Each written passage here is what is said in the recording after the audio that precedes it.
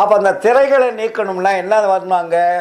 ஒவ்வொரு மனிதனுக்கும் அன்பு வரணும், கருணை வரணும், தயவு வரணும், இரக்கம் வரணும். அப்போ அந்த உயிர் இரக்கம் என்பது ரொம்ப ரொம்ப முக்கியமாக அவர் வலியுறுத்துறார். உயிர் இரக்கம் என்றால் ஜீவகாருண்யம் என்பது உயிர் இரக்கம். அதனால் அதுக்கு ஜீவகாருண்யம்னு பேர் வைக்கிறாரு. அந்த ஜீவகாருண்யனுடைய வழிமுறைகளை சொல்லுவதற்குத்தான் ஜீவகாருண்ய ஒழுக்கம் என்ற ஒரு நூலை எழுதுகிறார்.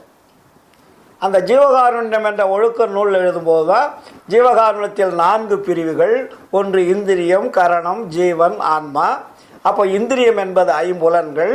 அந்த 5 புலன்களிலே 2 விதமான கருவிகள் இருக்கிறது. ஒன்று ஸ்தூலம், இன்னொன்று சூட்சுமம். கண்ணுக்கு தெரிந்தது, கண்ணுக்கு தெரியாதது. அதுதான் அகம்னு புறம்னு. ஆமாம், அதாவது இந்திரியங்களே 2 இருக்கு. மொத்தம் டோட்டலாக 4. இந்திரியங்களில் 2 பிரிவு இருக்கின்றார். அதாவது நம்ம கண்ணுக்கு தெரிகிறது, நம்ம புறத்தில் கை, கால், மூக்கு, வாய்மை எல்லாம் தெரியுது இல்லையா? இது புறக்கருவிகள். இந்த புறக்கருவிகளை இயக்குவதற்கு சூட்சுமன்னா மறைமுகமாக கண்ணுக்கு தெரியாமல் செயல்படுத்தக்கூடிய 5 கருவிகள் இருக்குது. இது ரெண்டும் அதனால தான் பஞ்சேந்திரங்கள்னு பேர், தச எந்திரங்கள்னு பேர். 10 5 5 10 கூட்டினா தசம். 10 எந்திரங்கள் நம்மளுக்கு இந்திரியங்கள் நமக்கு ஒர்க் பண்ணுது. அப்போ இந்த இந்திரியங்களை கட்டுப்படுத்துவதற்கு பேர் தான் இந்திரிய ஒழுக்கம். கட்டுப்படுத்துறதுனா அதை அழிக்கிறதல்ல, அதை நல்வழியில் செலுத்துவது.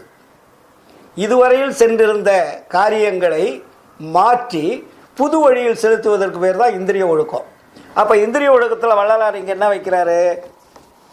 மிக தெளிவாக எழுதியிருப்பார். அவரே நமக்கு சொல்லிக் கொடுக்குற மாதிரி சொல்லிக் கொடுக்குறாரு. பார்த்திங்கன்னா,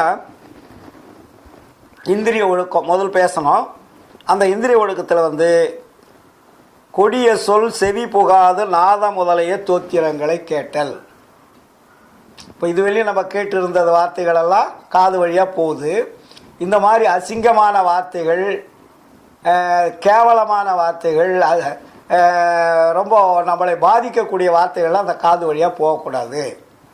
அப்போ அந்த காது என்ன பண்ணணும்? நாத முதலிய தோத்திரங்களை கேட்டல். நாதம்னா என்ன? சப்தம். அப்போ நாதம் நம்ம எல்லாமே காது வழியாக என்ன போகுது? சப்தம் தான் போகுது. அப்போ நாதம் என்றால் இறைவனை பற்றிய நல்ல கருத்துக்கள் பற்றிய வார்த்தைகள் தான் நம்ம காதில் போகணும். அது ஒழுக்கத்தை பற்றிய வார்த்தைகளாக இருக்கணும். நம்மளுடைய உயிரை காப்பாற்றக்கூடிய ஒழுக்கத்திற்குண்டான வார்த்தைகளாக இருக்கணும். அதுதான் அந்த நாதம் தான் காது வழியாக போகணுன்றார். 2வது அசுத்த பரிசமில்லாத தயாவண்ணமாக பரிசித்தல். இப்போ உடம்பு நம்ம அசுத்தங்கள்லாம் தொட்டுக்கிட்டு இருக்கிறோம்.